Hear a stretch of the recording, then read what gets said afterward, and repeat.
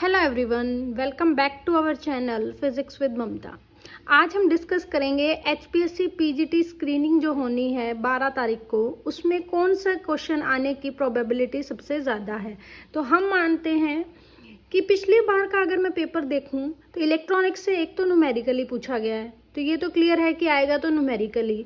पिछली बार हमारे पास टॉपिक था फील्ड इफेक्ट ट्रांजिस्टर से एक न्यूमेरिकल पूछा गया था, तो अब की बार 100% चांस है कि आपसे बीजेटी से वो न्यूमेरिकल पूछ सकता है, बायपोलर जंक्शन ट्रांजिस्टर से।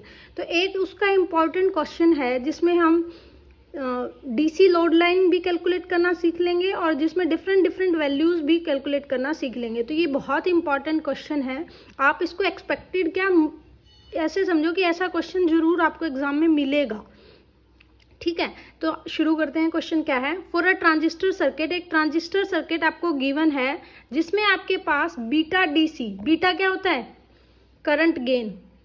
किस टाइप के ट्रांजिस्टर एम्पलीफायर में, ये मैंने शॉर्ट वीडियो में भी बताया है कि आपके पास जो बीटा है, बीटा डीसी आपको गिवन है। बीटा किस किस का रेशियो होता है? ये होता है कॉमन एमिटर ट्रांजिस्टर में, और कॉमन एमिटर ट्रांजिस्टर में बीटा किस किस का रेशियो है? Ratio of IC over IB, collector current to base current, जो आपको कितना गिवन है? 100 VBE। इस सर्किट में अगर मैं VBE देखूं तो क्या होगा? बेस टर्मिनल ये है, ये एमिटर टर्मिनल है, तो ये पॉजिटिव नेगेटिव, ये आपके पास क्या है?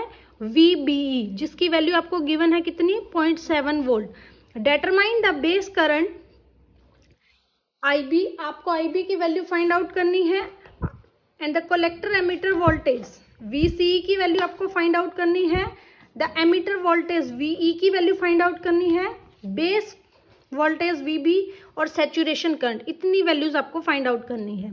तो सबसे पहले तो हमें क्या करना होगा? किरचॉफ्स लॉ लगाना पड़ेगा।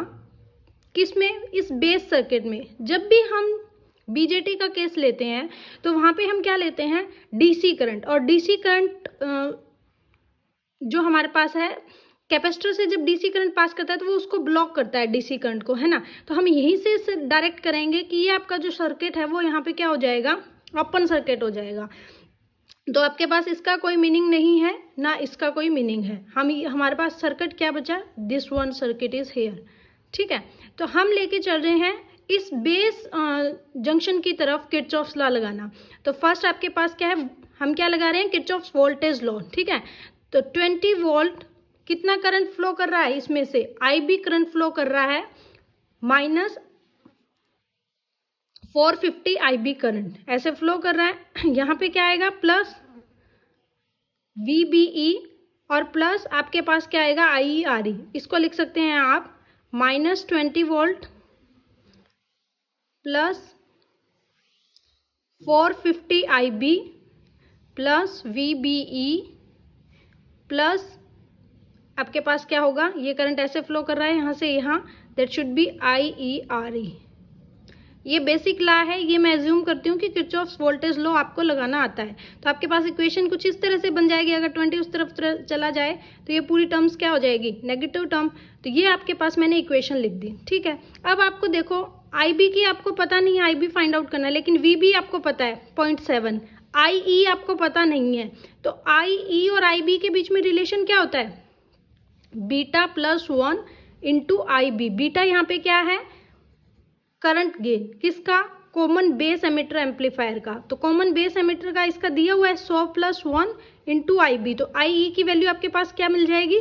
101 ऑफ IB। तो ये पूरी इक्वेशन IB की फॉर्मेट में आ जाएगी। 20 माइनस 450 और माइनस 101 IB, तो ये क्या बन जाएगा? Minus of 551 IB minus of 0.7 equal to 0। तो यहाँ पे आपके पास IB की वैल्यू निकल गई।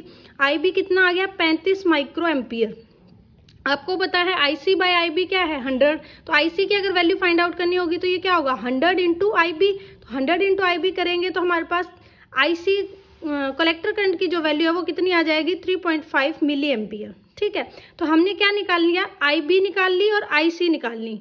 अब हमें क्या निकालना है? इस एमिटर वोल्टेज को निकालना है, कलेक्टर एमिटर वोल्टेज को हमें निकालना है VCE।